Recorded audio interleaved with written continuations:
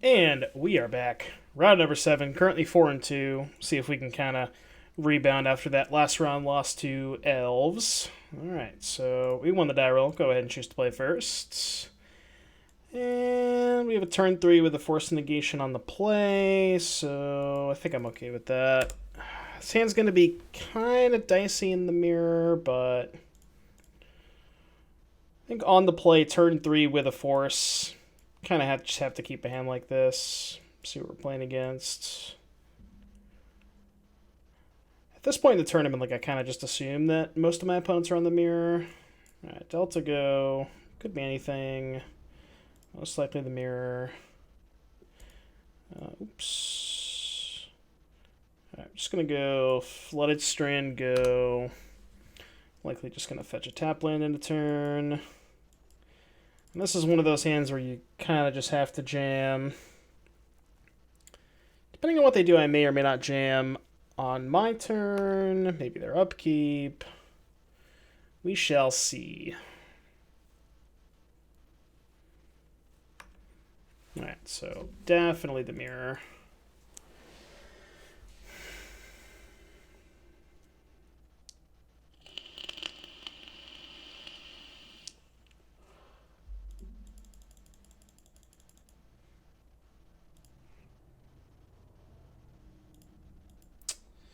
Well, let's get a Triome. Them shocking means they may try and go for it on my upkeep. Just get... This is like one of the situations where I might want to have Sanctuary available, but I think I'd rather just get my Black Source. They did not go for it upkeep. Alright. Play this. Best. With double force...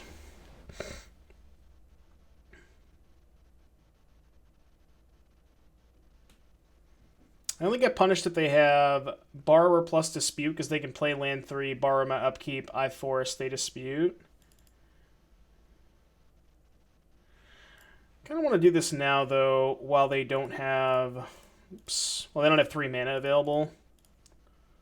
So, I'm just going to jam. I don't even necessarily have to fight over this, because I basically just have 2 more. I don't have to initiate a fight now if I don't want to. If they cast Borrower now, I'm well, they would wait till their draw step, but or their main phase, excuse me, or more likely my upkeep. But if they cast Borrower, I might just not do anything. Might just let it go. Okay, this is more than fine. I'm gonna force this. Definitely gonna force here. Pitch a plea. Let me still have force next turn. If we find Teferi, this game should be locked up.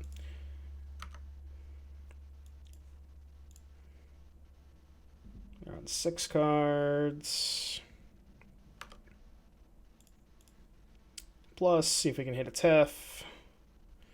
Gemstone Caverns.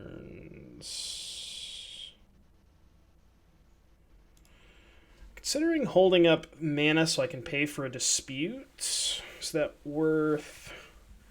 I do just have a force and or a commandeer. I'm trying to think here. I play Spirit Guide. They go land, Cascade spell, I force, they dispute. But then I have a monkey in play to start attacking theirs. So, I think that's worth it.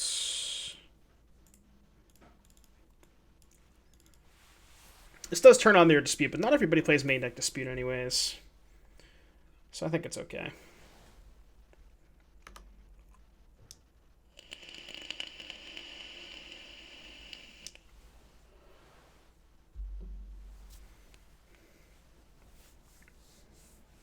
Is it Teferi? Uro, definitely don't care about that. That's why I'm not a big fan of Uro in the mirror. If your opponent already has Tibalt in play, Uro just almost has no text. And they're missing a land drop here. Yeah, this game should be pretty easy from here. Or just up too many cards at this point. And we have the Tef.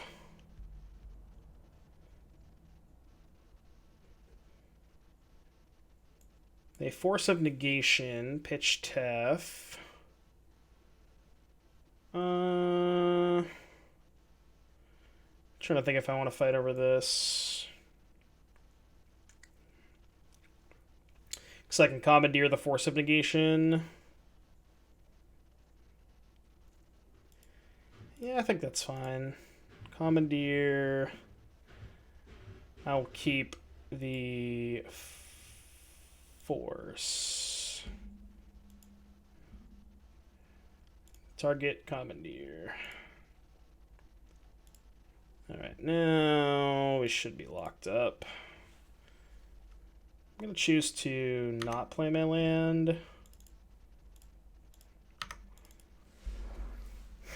I could play the land to keep up petty thefts, but I don't think that matters too much.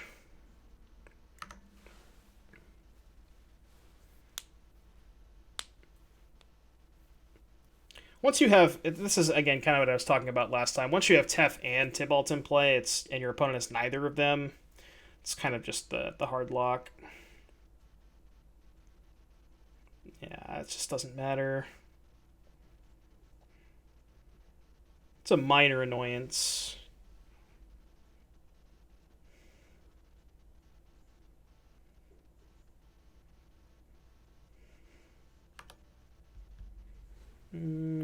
Let's go. Is it worth ulting here? Just have a bunch of forces? Probably. Then we can go petty theft to fairy.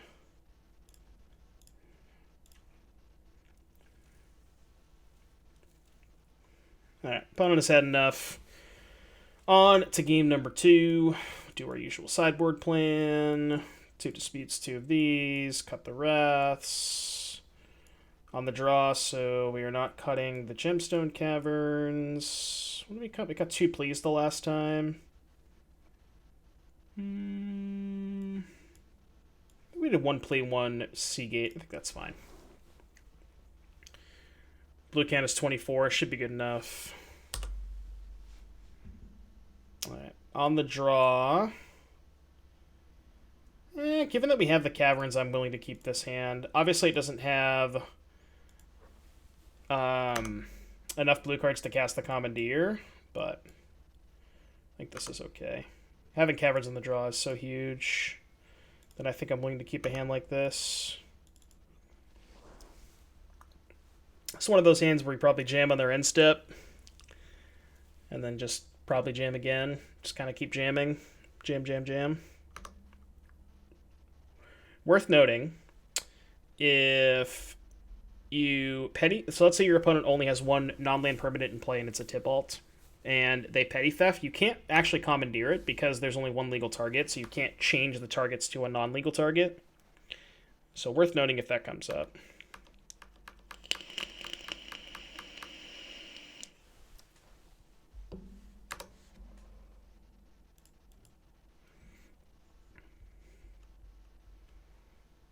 Let's get Chess-Guy Triumph.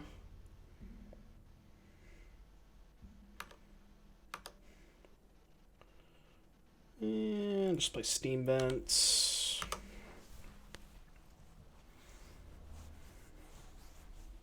I think I'm going to wait till their end step to jam and just be kind of okay with them fighting over it, because again, I just have so many Cascade spells. They'll probably end up winning the first fight, but we're just going to essentially we're going to always have a fight on their turn, not necessarily when they want to have the fight, you know what I mean? It's kind of the idea. Worst case scenario, they have... I guess I don't know what the worst case scenario is. Because they can't really pitch cast for us here, so they have to hard cast something. I guess Borrower's pretty bad for us, but...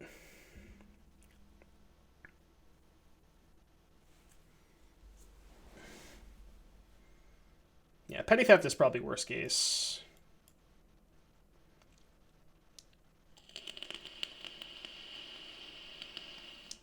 Yeah. I do have a second one, though. Do we want to jam?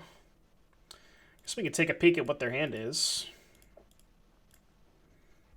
before we do anything. See if it's worth jamming. So they have Dispute, Tef, and nothing? I guess we're jamming. See, that's another thing that I was talking about earlier. Just the information that you gain from Valki, even if it doesn't take anything, is just so important. I actually want to jam Outburst here, so I have an extra blue card to pitch to Commandeer, so I have to get a green source, which means I have to get this.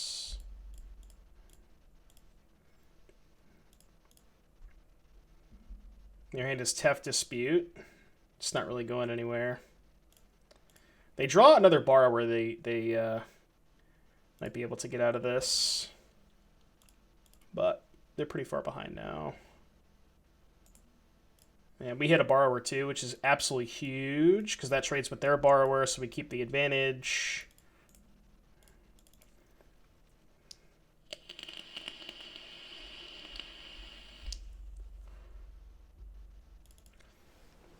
Yeah, just the information you gain from casting a Valki, just knowing exactly when it's safe to go for it, you know. Yeah, see, that's good for them, but it's not that bad for us. So we can just recast this Valki. And they decided to play the land. So we know their whole hand. Another hand is... Oh, no, we don't, because they played the Tef. So their hand is these 3 cards, a Valki, and 1 unknown. Let's go ahead and plus Valki first.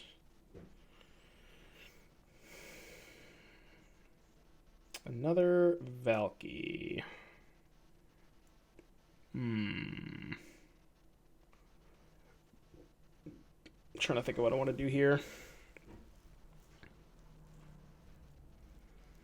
I think what I want to do...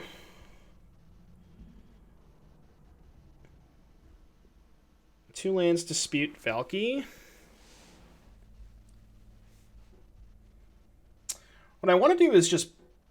if I bounce the Tef now...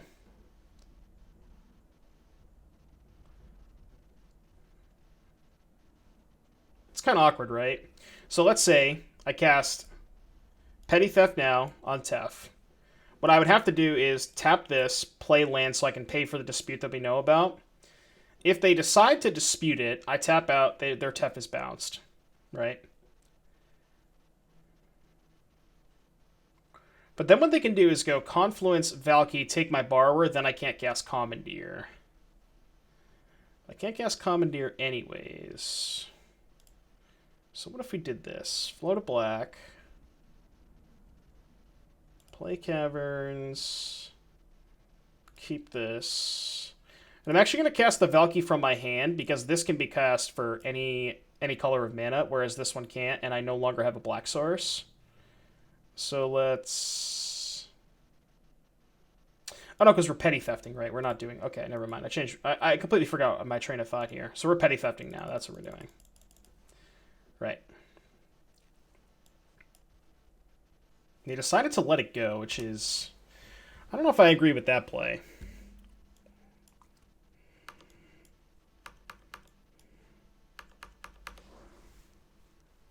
So now they go play Valki.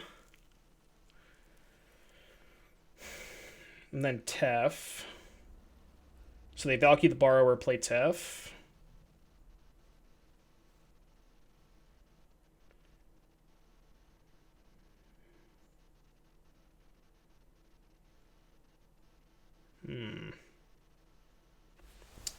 What if I just cast the Borrower from my hand? If I cast the Borrower from my hand, if they Tef bounce the Borrower, I can just exile the Valki, bounce the Tef. Yeah, okay, I like that. Because if I cast this one from exile, this one's already on an adventure. I guess it's kind of the same thing, right?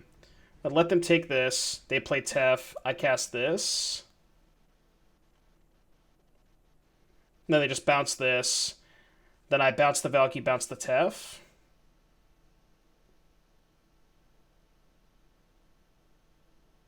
Yeah, I guess this is okay. Right. Okay, this is fine. I'm gonna let this go. So I guess they're just not going to bounce Borrower, so they probably just uptick Tef, let it go to 2.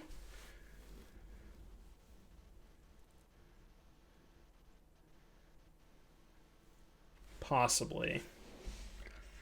They may also just hold up Borrower here. I don't know how good that is for them, though.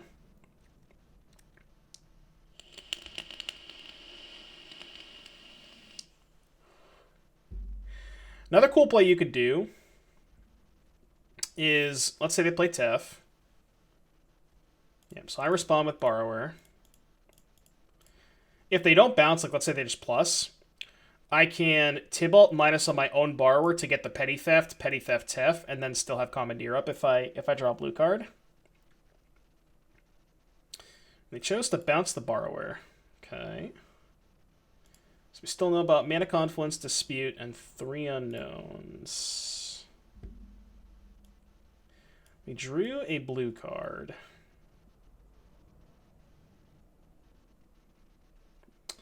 So I guess they were looking for a force, probably. So what I can do is I can Petty Theft the Teferi. If they force, then I can Tibalt minus in the Valki, Petty Theft again, and then make them have a double force, and then they're just so far down on resources.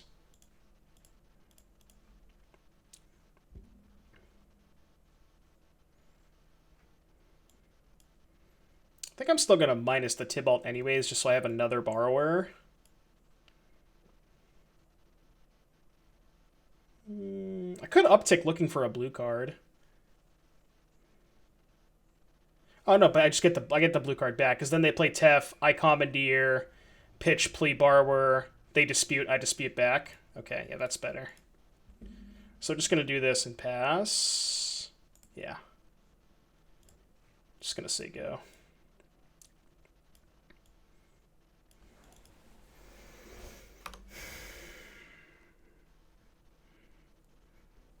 So they go land, Tef, I Commandeer, pitch, plea, Borrower. They dispute, I dispute back.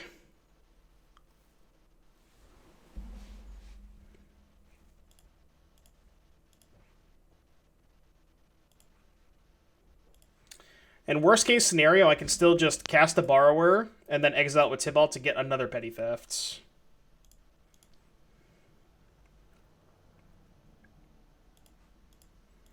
It's bad if they drew another Dispute, but I think this is fine. They can't force now. They have to have Dispute. Which looks like they do. They do. Okay, that's fine.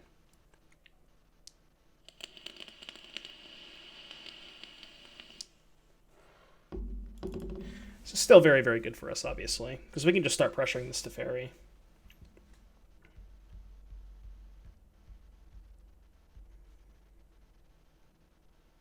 Decided to plus. So let's plus. Let's cast a Valki and see what's going on over there.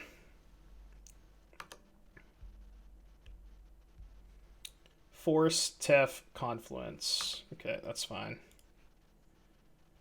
Now I'm just going to get an island to cast this Borrower now.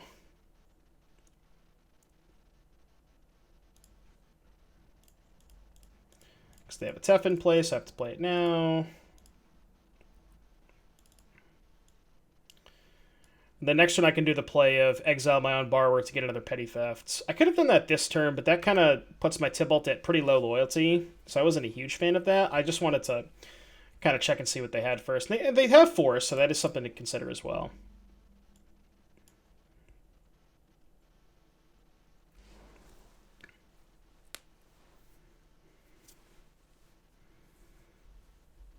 Smears get pretty grindy sometimes.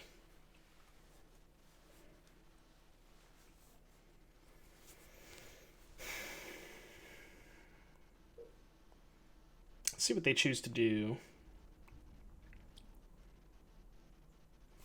So worth noting, this is my Valki, and this is their Valki, because this is the one we exiled. So we have one left. Yeah, one left. Okay, so I guess what they're going to do is... Oh yeah, and they just bounce that, bounce the Tybalt. But now if they make this play, now I can just kill their Tef, right? They decide to bounce my Tybalt, I can just kill Tef. Uro, sure, that's fine.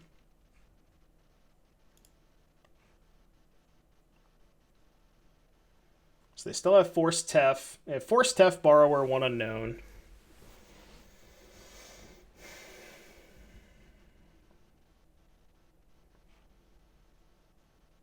I wonder what their plan is.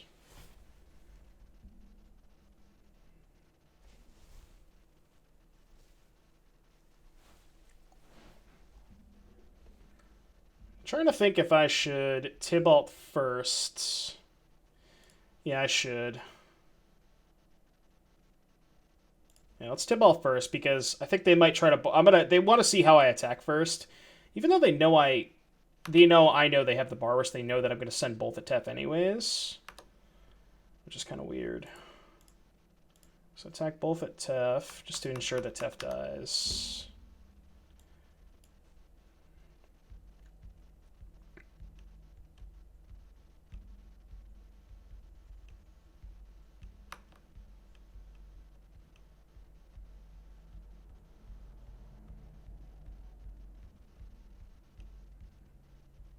I mean, I assume if they're casting Borrower, they want to do it before the Tef dies. Because if they let Tef die, then I can fight over the Borrower. But I'm really surprised. Okay. So we know they have Force Tef. So if I play Tef, they kind of have to force pitch, right? In which case I just let that go, and then I can force their Tef.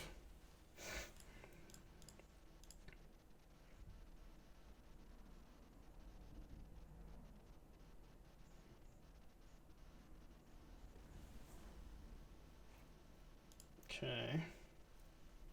Let's see what they're doing.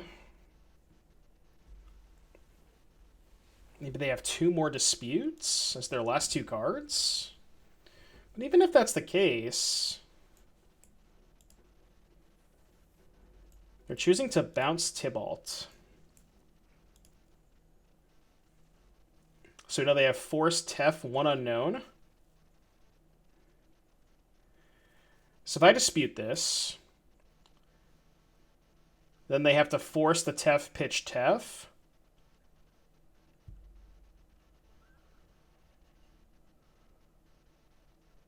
Trying to think of how this goes bad for me.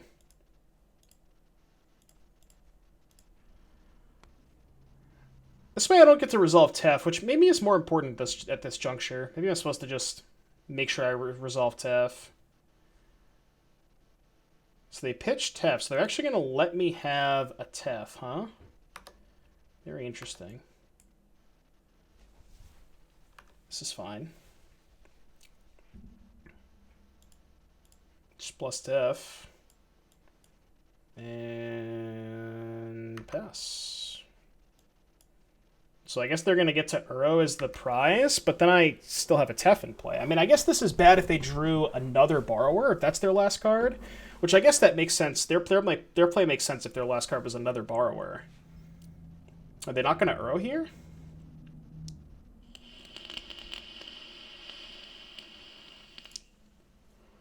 I mean, this is no good. If they just say go, they know I have another Tybalt, right? And this is theirs. I'm 90% sure it's theirs. So I still have one left. Yeah, because I did exile one of theirs. Yeah, like, they're going to play Uro, but it just doesn't really do anything, you know?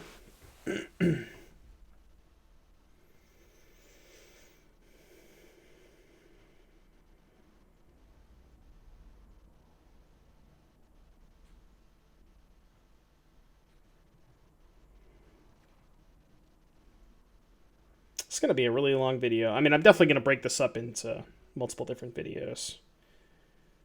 Like, even if they drew another borrower to bounce Tef, they only have one card left, so I can just Tef into Tibalt. And just, you know, Tibalt this, Tef bounce this. And it just almost doesn't matter at that point. Like, I don't really know what they could possibly draw at this point. It's a Bone Crusher Giant? Sure. It's fine. I don't particularly care about that.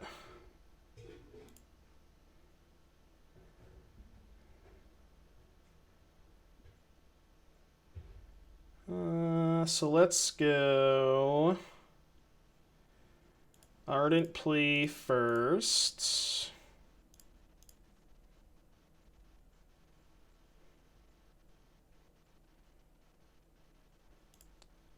Cast Tibalt. Tibalt resolves. They have one card. So I think what I want to do is Tef bounce Uro. And then Tibalt exile Brazen Borrower. And just play this tapped. Attack for 3. And just pass with Force and Borrower up.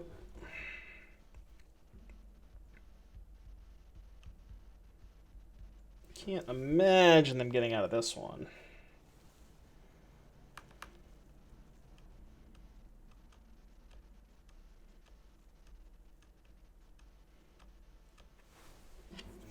We've kind of established that hard lock that we talked about earlier with Tef and Tibalt and a protective spell. And they just don't have much going on.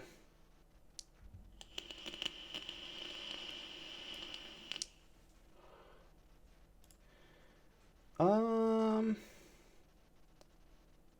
think I'm just going to pitch cast so I can also hold up Borrower. Because this Ardent Plea isn't really doing that much right now.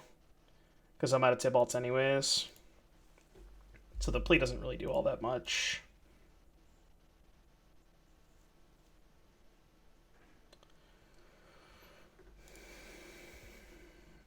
They have an Uro.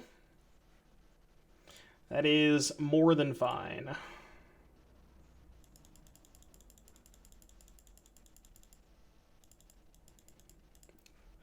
That is acceptable. Another Gemstone Caverns. They have one card in their hand. What could it be? Oh, they're going to cast this, but...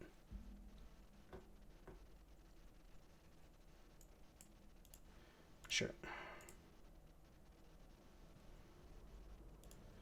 That is fine by me. Let's go up with Tibalt. Up with Tef. They have one card. Just play another Tibalt and go downstairs in the Bone Crusher Giant. I think that's okay.